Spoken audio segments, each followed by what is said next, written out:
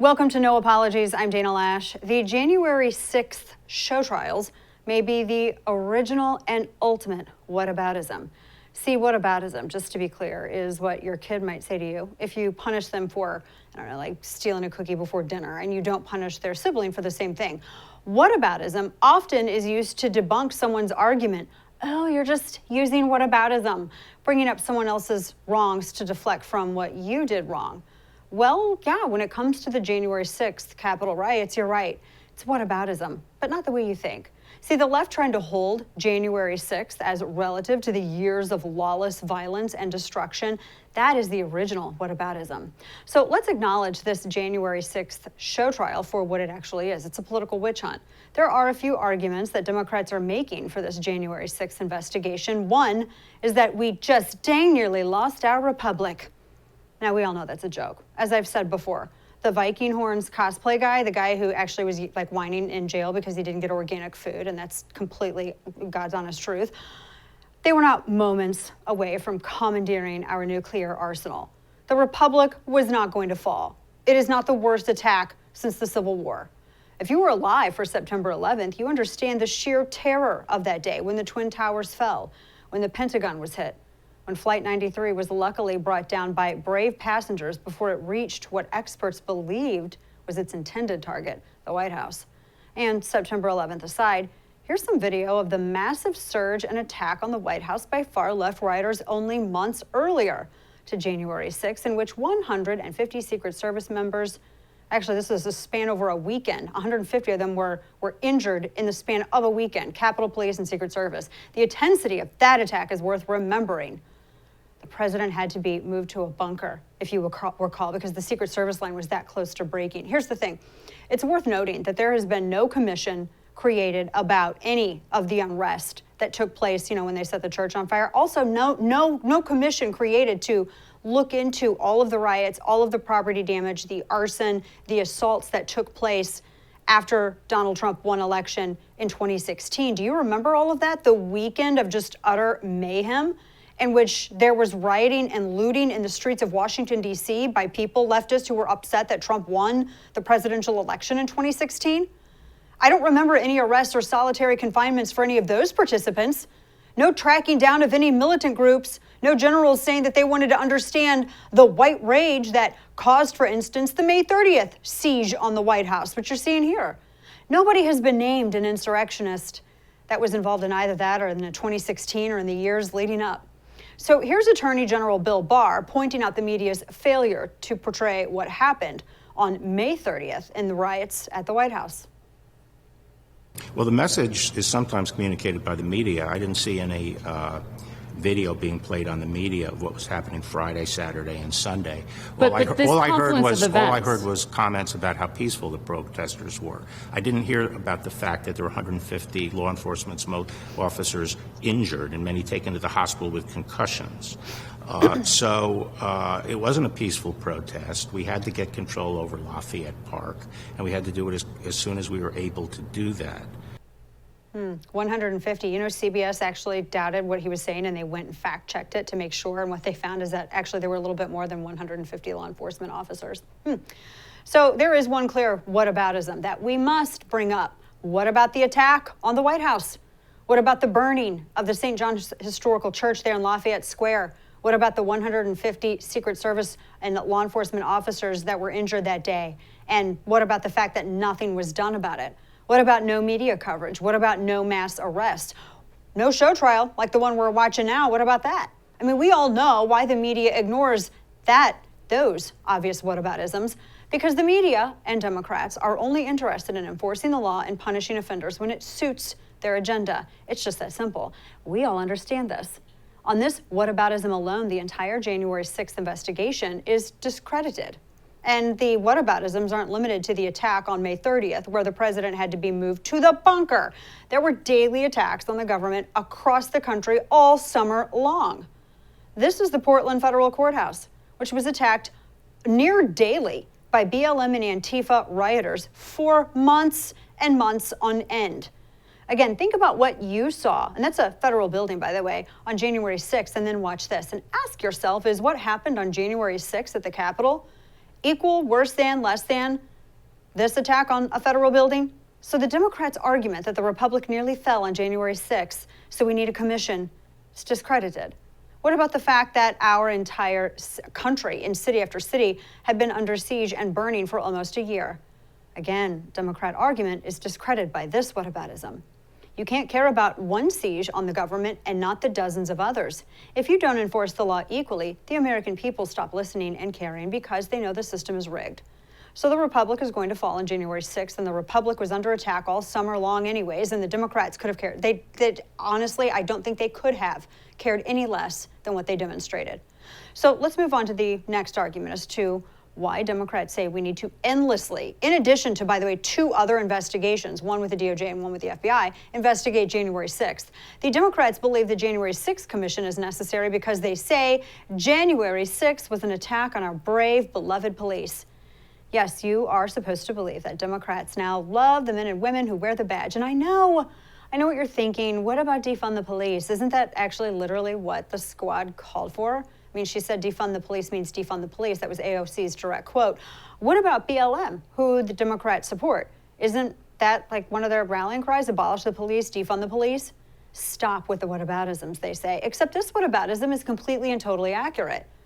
We're to believe that Democrats suddenly love and support the police that they called murderers and wanted to defund all summer. I mean, they've gone after anyone who even says so much as back the blue.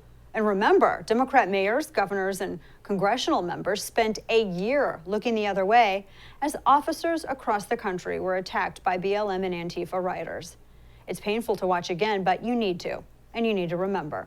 It wasn't just the vicious attacks. The assaults on officers were also unbelievably, blatantly racist over and over. Take a look at this officer, Black American officer, who was attacked and slurred by leftist Antifa rioters. Watch. Where's your white top friends? Coward! What are you doing?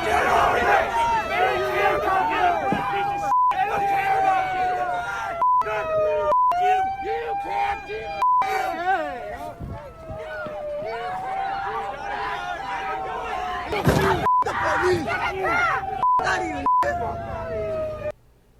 Anyone else think it's incredibly uncomfortable to watch a bunch of white Antifa, far-left Marxists circle around a black police officer and taunt him and antagonize him and slur him?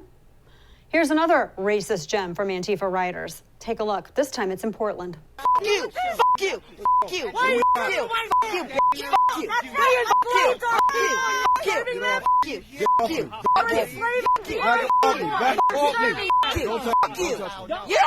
You got up on my face. Don't touch me. You got up my face. I ain't touching you. Your ancestors get the f out. Every one of your color hates you! You're fucking bitch! Fuck you! You're bitch! You would not believe the amount of video that I saw that featured Antifa rioters slurring black police officers. There were so many videos, and we can't even play all of them. Videos like this. Yet we have our Joint Chiefs of Staff, General Milley. He wants to better understand where white rage is coming from. Yeah, okay, they're called Antifa, General Milley. You ought to read up on them. Maybe add it to the military reading list right along with Henry Rogers, Ibram X. Kendi. This white leftist rage was directed at officers, black officers. We saw it all summer from Antifa, and unlike Officer Harvey Dunn, who testified on Capitol Hill yesterday, who also happens to be a very active leftist activist, of course. Sidebar, Democrats obviously cherry-picked which police officers they wanted to give testimony on January 6th, but I digress. Unlike Officer Dunn, who claims that people hurled racist invectives at him during the Capitol riot, we have tape of the racist slurs from BLM and Antifa, and we have tons of it. Now, I'm going to ask this because we've done this before. Where is the tape of these kinds of racist incidents that Officer Dunn is claiming typified the Capitol riots on January 6th? Sidebar here. Everybody had a camera. Everybody had a camera, and there was so much video footage of people who were there. There should be tons of it. I have no problem calling out racist, and neither should you. There should be tons of footage. After all, if we were told it was a white supremacist attack on the Capitol. So share all of it on display, because we should definitely call it out. Share the evidence, because there is plenty of such evidence from Antifa and even BLM. This reminds me of that false accusation against the Tea Party that was made on that March day in 2010 when Democrats, who very publicly on purpose, instead of taking the underground tunnels, decided to walk through Tea Party protesters to the Capitol on their way to sign the Obamacare bill. And they falsely claimed that that some protesting Tea Partiers screamed, and the word that was used was, the phrase was, quote, a chorus.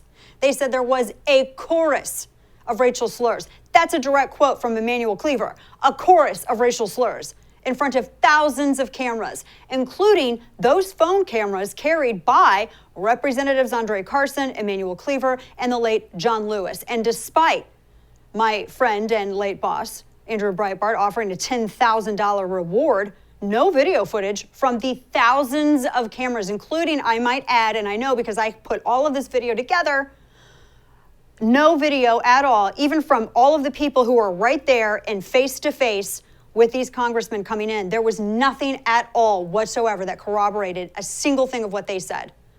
And all of the video footage, like I said, from anywhere else at the time, nothing shows that anything like this took place. Now remember this, unlike January 6th, the entire point of BLM riots and Antifa riots, it was to attack nation's police. Because remember, police are systemically racist. They were hunting Black Americans, Black men, according to people like LeBron James. That was the whole point of the riots, to protest, to discredit, to attack, and often injure, if not kill, policemen and women. Abolish the police, they cried. Pigs in a blanket, fry 'em like bacon, they cried. Democrats were silent during all of this. Well, except when they were promoting funds to, like, you know, the kind of like a GoFundMe to raise bail money for these exact types of rioters that were in jail, like in Minneapolis. Whereas on January 6th, the riot at the Capitol was not against police at all. Police were not the target. That's why there's a lot of policemen walking around with rioters in so many videos from January 6th and on camera telling them, go ahead and go on in. Again, the police weren't the target, and everyone knows that. And yet here's drama queen Adam Kinzinger, who's crying yesterday about the attacks on the police on January 6th. I'm not quite sure if Adam Kinzinger cried at all about the many officers hospitalized over the summer during BLM and Antifa riots. Was he worried about the racism perpetuated by white, rage-filled Portland trust fund socialists directed at Black officers over the summer of 2020? Is there a commission that he would perhaps like to set up to better understand what exactly caused white people to call Black officers disgusting, vile, racist names over and over? Did Kinzinger and Liz Cheney, for that matter, cry for Black officer Derek Dorn, former police captain who was murdered in the riots? Did anyone ever say his name? And by the way, and I did not put this video in my newsletter if you subscribe on Substack, but if that was live streamed on Facebook, and he was there at Lee's Pawn and Jewelry during a night of, again, rage and riots. All those people were let out by the circuit attorney, Kim Gardner. But David Dorn, he went out to, as he always did, he did a favor for his friend who owned Lee's Pawn and Jewelry in downtown St. Louis. And when the alarm went off, he would go down and check the building, make sure everything was okay. And that night, as buildings were on fire and people were getting shot, because he was one of 4 officers shot that very night, and he went down to Lee's Pawn and Jewelry, he checked on the store, and he was attacked by looters who murdered him over televisions. And his last moments were live streamed on Facebook as he laid on a sidewalk and bled out holding a cell phone. No one ever said, say his name for David Dorn. There was no moment of silence for David Dorn. David Dorn's name was never on Nancy Pelosi's lips. I don't know if Adam Kinzinger ever shed any tears for David Dorn. I thought Black Lives Mattered. See, all of this racist hatred towards cops from BLM Antifa, we have all of this on film. So yeah, whataboutism is exactly what you got to engage in here, because Democrats apparently only care about police situationally, temporarily right now, because January 6th they're using this as a mechanism to absolve themselves of everything, all of the violence, the lawlessness and riots that led up to this point, and to also persecute anyone and everyone who voted for a president that they loathe. A president that they were terrified that America might elect again. Here's Capitol Policeman Harvey Dunn making exactly this point when he states the case that Trump was just the hitman on January 6th, which is a ridiculous, hyperbolic lie. But here he is saying, he's saying exactly this, that Trump is the hitman on January 6th, and he wants a January 6th commission to find out who asked Trump to make the so-called hit on the Capitol. Watch this. I use an analogy to describe what I want as a hitman. If a hitman is hired and he kills somebody, the hitman goes to jail. But not only does the hitman go to jail, but the person who hired them does. There was an attack carried out on January 6th, and a hitman sent them. I want you to get to the bottom of that. Do you understand what Officer Dunn is implying here, right? It's you. You're the hitman. You and 75 million people who voted for Donald Trump. You caused that hit on the Capitol of unarmed people. What else could Officer Dunn mean, right? I mean, the metaphor is that Trump acted as a hitman that day on January 6th, and then the implication that he is making is that the people that put Trump up to the hit are obviously these 75 million plus voters that voted for Trump. What Officer Dunn did there is to reveal the actual point of this entire political opera. This isn't about putting rioters from January 6th on trial. And by the way, they're arrested and they are on trial. And we have 2 separate investigations plus this commission. No, this is about putting you on trial. It's about tarring, discrediting, and disqualifying you, just by association, from being a legitimate participant in civil society. And that, ladies and gentlemen, is the goal. This brings me to one of my final points, and whataboutism that I should point out. The January 6th riots have been roundly condemned by everyone, and I mean everyone, across party lines. But what about condemnation of the many BLM Antifa riots that injured really thousands of civilians and police? This collectively, even putting the attack on the White House aside on May 30th, that you saw footage of earlier, these were attacks on the fabric of society itself, a society that will not condemn endless rioting against police, against the government. A society cannot possibly hold together. So what about the condemnation of BLM and Antifa? Where's the commission for them? Where are the condemnations from the Democrats? Where's the FBI Tiger Team to investigate these groups? Where's the commission to find, arrest, and make every rioter who injured an officer pay for their crimes? Why don't Republicans have officers coming up and testifying in a hearing? Why didn't they do this before they ended up losing more seats? There is no commission, and this is why no one cares. Or at least people don't care about the January 6th commission because they feel that it's unfair and it hasn't, and the law hasn't been equally applied. And as a result, they've come to the conclusion that it's entirely disingenuous. Everyone gets that. It's political theater. It's designed to ostracize 75 million people for holding conservative views by rebranding them all as hitmen or white supremacists or people who struggle with white rage. I mean, to wrap it up, the other tell that this was nothing but a charade was it that Nancy Pelosi and the Democrats think that what do they think they're gonna find other than what they've already told us is the cause of the riots? I mean, it's not like they haven't told us the cause behind January 6th from the beginning. They already know. According to the media and Democrats, it was all caused by Trump and Trump voters, not a smaller group of rioters that broke away from the peaceful protest, which is the actual truth, by the way. Sidebar, I had a friend who works for a video wire service who was there getting video that ended up, you can see on news outlets that's what their job was, and he was there getting video, and his wife was blowing his phone up. He finally answered it, and she was so upset. She was like, have you been watching the TV?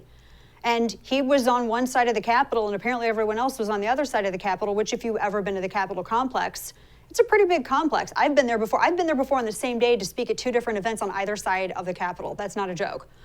So he didn't know that was already happening. And so he went and was filming some of the exterior stuff because people who were there, they were going to food trucks and they were hanging out and doing, but Democrats want to present it as everyone there was a rioter. You had a smaller group of rioters, and by all means, people who committed assault and people who committed property destruction, absolutely, charge them. I'm a taxpayer that helps to pay for the White House. I don't like my property vandalized. Now, Democrats know these answers that I asked because that's the only answers they're ever going to consider. This is why they won't allow any actual conservatives to be involved in their commission, because they already know the answer. They blame Trump voters who were motivated by white supremacy. That's the answer, according to Democrats. And remember, before there was ever a talk of a commission, media and Democrats told us this exact story over and over. Does anyone believe that there's any other reason that they're going to discover that anything else that they will find out as the cause for the riots?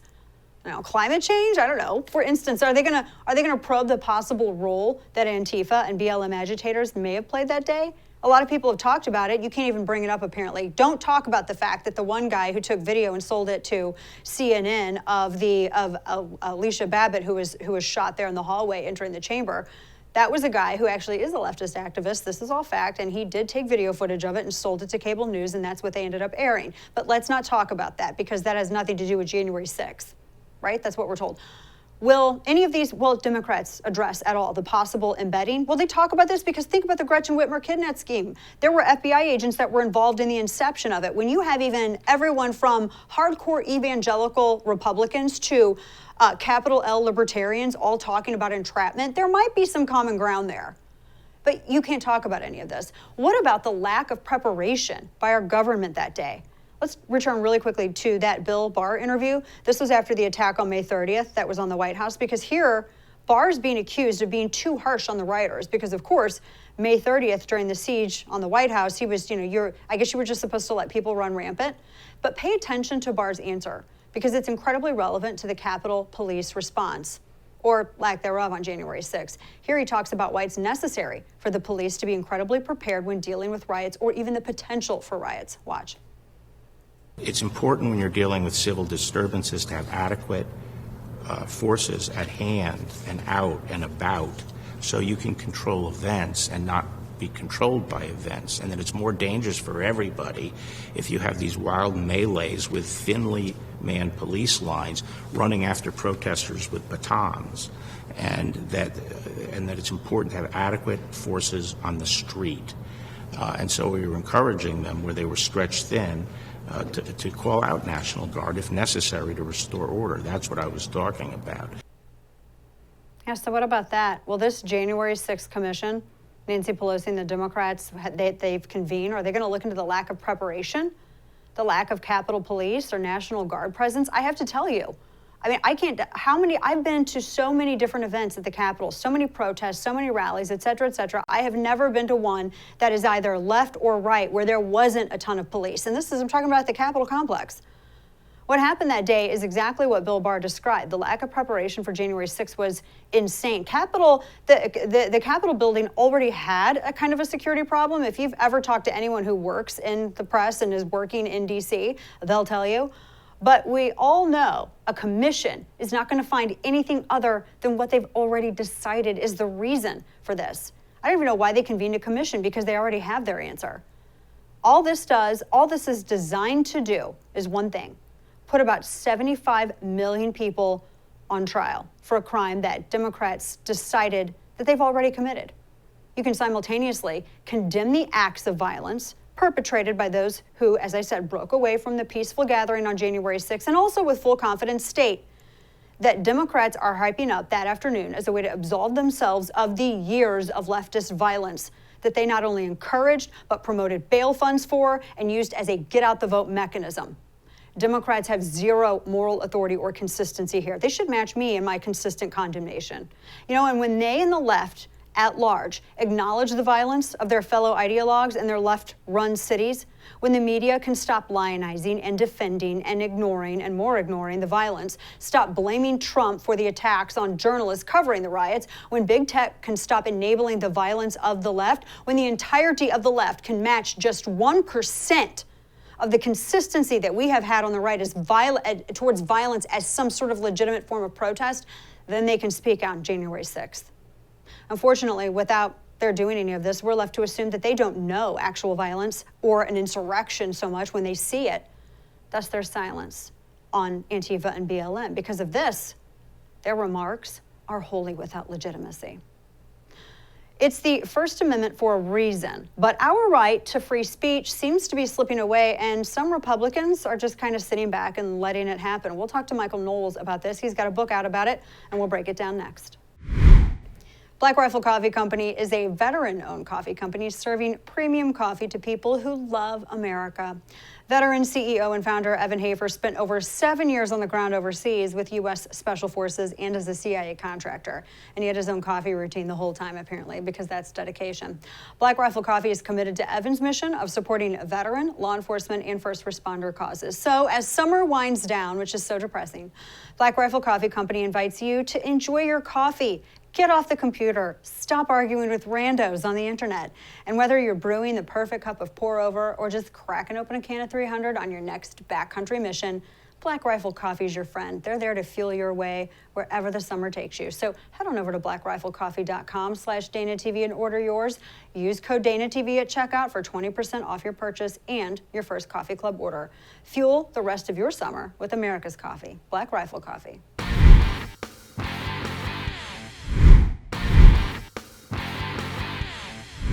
Free speech is under attack, and how do you know? Well, because you're constantly worried about what you can and can't say. And I think in addition to free speech, just not being beaten in public for saying something that is completely innocuous. What are Republicans doing about any of this, though? Apparently not enough. So Michael Knowles has a new book out called Speechless: Controlling Words and Controlling Minds. He joins us now to discuss. Michael, welcome, and congrats on the book. Thank you so much. It's great to be with you, Dana. Of course, good to talk with you. And you had, because this is, and you are, I think it's good to be, especially with the right. It's always good, because I always think iron sharpens iron, to be intentionally provocative with some of the things that are presented so that Republicans can kind of ask these questions of themselves, because you and I kind of fall on the same place with some of this. I really feel like, and I want to start out with this because I really feel like this is a lot of what you get into. I know you had a column, that editorial kind of in support of your book where you were talking a little bit about this. Does it feel to you like there's kind of an identity crisis happening right now on the right, and this affects everything, and especially speech and like tech regulation, et cetera? But it sort of feels like there's like this tug of war over which set of standards to actually incorporate, whether we're going with, you know, we have standards, we have values, you know, we support America, we're pro-family, et cetera, and we rally around that, or do we kind of go with maybe the more capital L libertarian approach? And I guess this is kind of a symptom of Big Tent, where everything that, you know, that seems to be in any way limiting speech is considered censorship, and everything needs to go, otherwise you're a statist.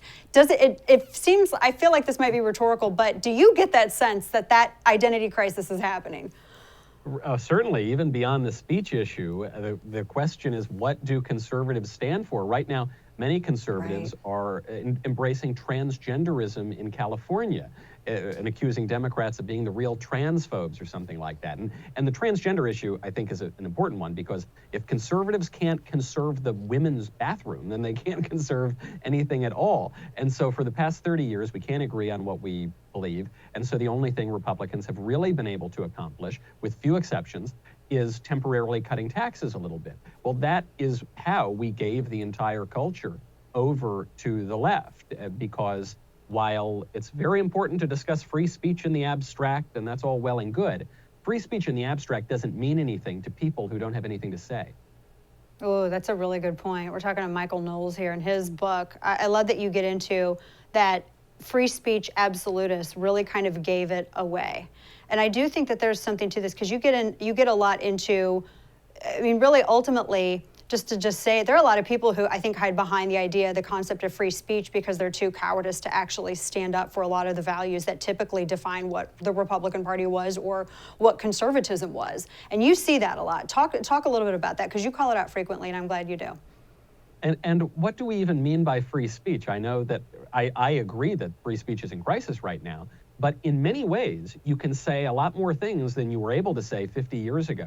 All of those words that George Carlin said you couldn't say on TV, now I think you're basically obligated to say them on TV. Meanwhile, if you make a perfectly ordinary observation that a baby is a baby, a man is not a woman, America's a good place, George Washington was a good guy, those sorts of things can get you ostracized or censored. So what has changed is not the free speech versus the censorship, it's the standard that we're going to have as a society. And I think this is the trap that political correctness lays before us, and a lot of conservatives fell for it, which is, in resisting the new woke standard of political correctness, a lot of conservatives adopted the free speech absolutist position.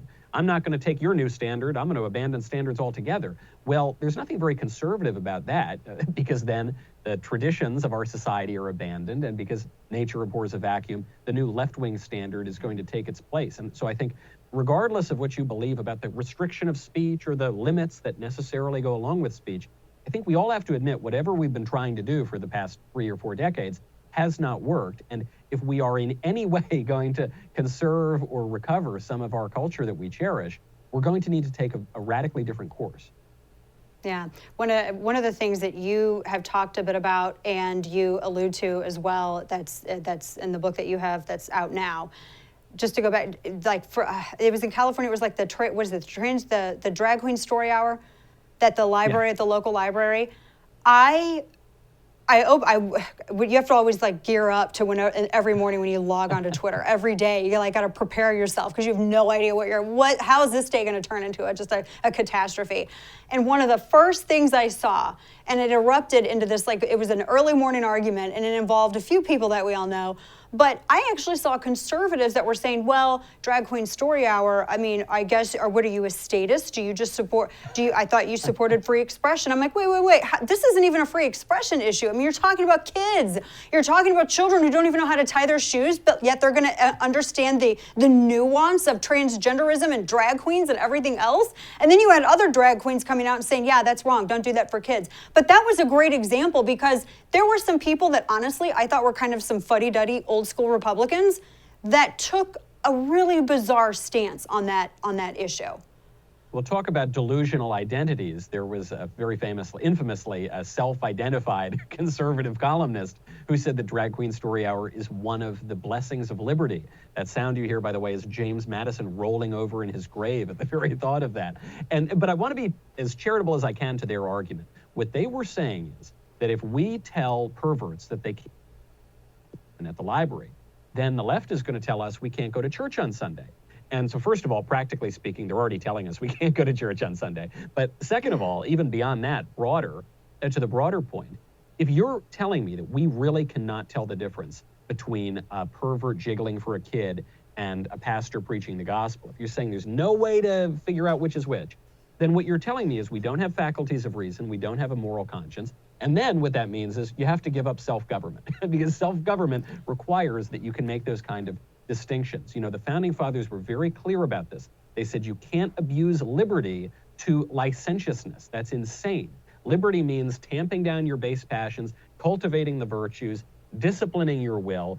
Licentiousness just means doing whatever you want whenever you want. And unfortunately, way too much of this is seeped in onto the right. The free speech tradition in America actually says there are a whole lot of things you can't say and there are a whole lot of things you can't do. But within that wonderful tradition that we all support, you will have an ordered liberty. And unfortunately, that's been totally turned upside down, and very few people are standing up for the good old American tradition of free speech. Yeah, and that's incredibly sad to see that. I love some of the points you've made that conservatives have failed to thwart political correctness because they mistake it for a campaign of censorship. And instead of, where really you say it's a contest between two competing standards of speech and behavior. And I love the point that you make about Madison as well as basically the idea of virtue, because virtue really, I mean, how is a law going to have any kind of strength if the value is not virtue, if everything is not, if it is not rooted in virtuousness? I mean, that's one of the things that the founders explored, and I'm just flabbergasted that we're losing that. That's like something that the right, which used to have a firm grasp on, is losing the concept. Well, you used to, I mean, thankfully this is kind of going away, but you still hear it sometimes. You'll hear people say, you can't legislate morality, which is funny because that's a moral statement that you're telling everyone to follow. But yeah. It's so wrong because all laws legislate morality. Whether you're talking about the death penalty or whether you're talking about parking tickets, you're making moral arguments, you're persuading your fellow citizens, and you're enforcing a standard of behavior. And the left understands this, the right used to understand this, and I think a lot of it has to do with cowardice. I mean, I love Andrew Breitbart's statement that politics is downstream of culture. And it's true in as much as the movies affect the way we live. But that's not an excuse for politicians just to do nothing or to say that it's somehow illegitimate to wield political power on the happy occasions that people give it to us. That's your job. You have to make these kind of distinctions between good and bad and true and false and right and wrong. And if you're not going to do that, then you're just giving the left the whole culture. I know. We're talking to Michael Knowles. I know you got to get going. Last really fast question for you. So how does this to be settled on the right? How is an issue like this to where everybody can at least get close to the same page? How is this settled? Because I really do feel that this is also bleeding over into other areas, and it does. You said it lays a trap. I've long felt that conservatives are kind of being baited towards this. So how do we deal with it? I, as a student, was able to meet the late great Antonin Scalia. And I asked him how he figured out what the limits ought to be on the Second Amendment. It's very unclear. And I said, how do you go about doing that? And he says, very carefully, which is not a satisfying answer to the ideologues. But surely the free speech absolutist thing is preposterous. It has no basis in American history, and nor does it have basis in any society ever in the world. Now, does this mean that we're just going to declare this absolute rule and here is everything that we need to follow because King Michael says so? No. I think that the way that we recover a serious, healthy free speech regime is we use our prudence and we look back to what has worked in the history of the United States. That involves limiting obscenity. I know you're not allowed to say that anymore. We're supposed to have a natural right to porn or something, but you don't. That involves reimposing rules of civility. That involves stating plain truths and not encouraging delusion, whether it be on sex or human nature or anything else. It involves the careful work of crafting the inevitable standards and taboos that all societies have. And if we do not do that work, someone else will, and it will be the left, and you won't like the results. No, not at all. Michael Knowles, the book is Speechless. It's out now. Michael, congrats on the book. Good to talk with you about this. This is such an important topic right now that the right needs to grapple with, especially. I think they need to get it all under control before the election. So glad that you wrote this. Congrats again. Well, thank you, Dana. Great to be with you. Good to talk with you. Take care. All right, folks, mask up. Nevada is now reinstating mask mandates after some other states and counties like St. Louis County, Missouri, took the lead. We'll tell you all about it next. Stay with us.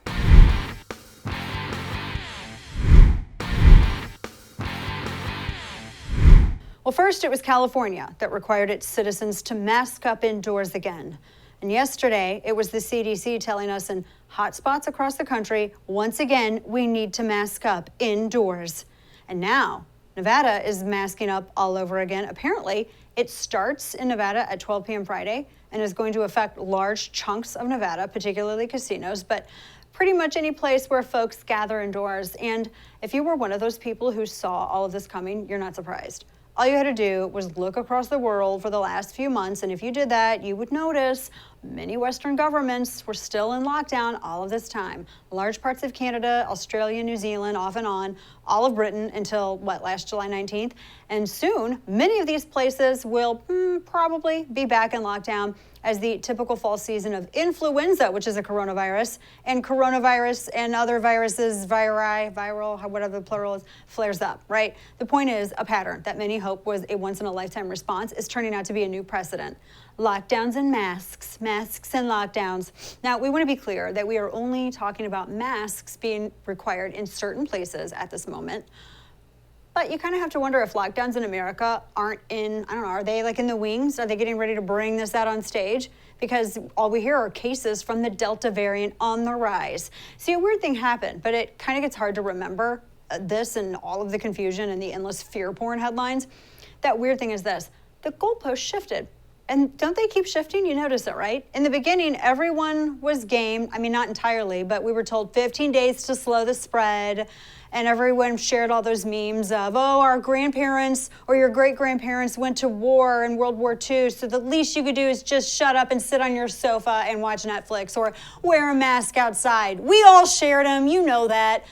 And we all thought, okay, we can do this 15 days. It wasn't a hard argument to make. There was this weird novel coronavirus on the loose. All we knew is that it had to do something with a bat, and we were all worried about it. And anyone with a brain knew that lab escape was probably a good theory, especially anytime it involves the Chinese messing with a virus that might be, engineered. Best to be careful. 15 days to slow the spread, they said. And we all did what we were told. But then that turned into like a year, almost. Actually, it did.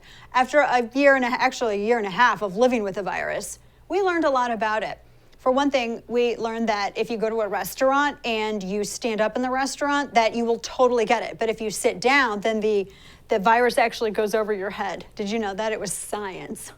No, but seriously, one of the things that we learned is that it actually goes after those who are elderly and those who are dealing with a lot of comorbidities. I think the average age of death was roughly 78. depending on who you ask. Tragic to lose any life, of course, but it's also consistent with what you might expect in dealing with something like this. Secondly, thank heavens, the virus is generally pretty harmless to kids. Now, the CDC was saying that there were 335 total deaths as of last week, but the Wall Street Journal, I should note, in addition with Johns Hopkins, actually looked at that, and their argument was that all of those 335 cases had serious comorbidities that weren't actually included in the CDC's number, and all those were under the age of 18. The Wall Street Journal came out with that article last week. It's fantastic, and I sent it out to everybody who subscribed to my email newsletter, which is why you should too. So they did all of this. This was out of a subgroup numbering 75 million. So even if those 335 cases, according to the Wall Street Journal and Johns Hopkins, did not have any other comorbidities, that's still out of 75 million. 3, people's natural immunity after getting the Wuhan coronavirus, it turned out to work quite well. And we have these miraculous vaccines. Thanks, Operation Warp Speed, high five through the monitor, which we're told over and over are super safe and effective. So why are the masks back? Because apparently their new goal is COVID-0, which is insane. Eradicate the virus, we're told. That's the new goal. I feel like going Sam Kinison here. It's a virus. You can't eradicate a virus any more than you can you can't kill a virus. You can only acclimate and be proactive.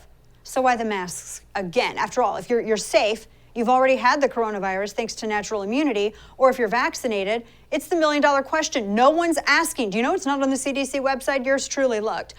Why the masks on kids again? CDC says that they should be mandated for K through 12 again this year. Britain's not even doing that. So why? To stop the spread to vaccinated people who only get mild symptoms, maybe, thanks to the vaccine, if they get it at all. I ask that as a question because I don't even think they know. Maybe that's the answer. That seems to be kind of the point. Have we stopped even caring what the answers to the questions are even? In the place of clear answers and rational policy, a new precedent has been established. Lockdowns and masks and more restrictions on liberty, vaccine or no vaccine. So we don't remember the original reason that we masked up to begin with. Wear 6 feet of masks. It's fading into our collective memory. All we know is that we have to mask now because. Why? Because we do. But why though? Because you don't want to be a murderer? Really?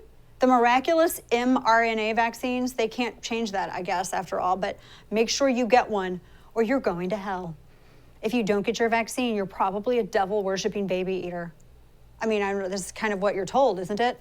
If you don't get your vaccine, do you know what's going to happen? Nothing. Who knows? And if you're mad about all of these masks coming back, just blame that unvaccinated, disgusting person monster who lives next to you because it's all their fault. Not at all the Communist Chinese Party, who very likely, and we're only saying this completely speculatively, YouTube, so don't censor us, maybe, possibly, likely, maybe created it in possibly a lab, maybe in Wuhan. And how is it your unvaxxed neighbor's fault that you have to wear a mask again, right? I mean, if you have a vaccine, this is not how vaccines work, by the way. Your vaccine is not powered up like a video game just because if someone else gets a vaccine. You know what I'm saying? That's not kind of how that works. And then there was a whole other study that came out today, and Daily Mail ran it, that was discussing that they think that researchers believe we may have already even hit the herd immunity here, and that probably there were a lot more people who had the coronavirus earlier on than was originally counted. But who cares, right? Shut up and wear your face diaper. Is there science behind wearing that mask again? Who cares? Who knows? We're all tired. And it's just easier to just put the ball gag back on. I mean, your mask. You wouldn't want to be accused of being a murderer or a Satan-worshipping baby eater or somebody who likes Green Day. That has nothing to do with any of it, but it sounded mean. Maybe that's the point, though. Most are no longer interested in even hearing any kind of rational arguments for government COVID policy, and the government clearly doesn't feel obligated to give any, but if they won't tell you any answers, but dang you if you don't listen to what they're telling you. If you have a question, you're probably a murderer. They've resorted to scorn and shaming for anybody who questions them, which means the mask is off, as they say, in regards to the true intentions behind this latest round of irrational COVID policies from the government. Increasingly, it seems all they really want from us is blind obedience. Maybe get 2 masks, one for your mouth and one for your eyes. Yeah, that does it for us tonight. Thanks for tuning in. Good night, and don't bend the knee.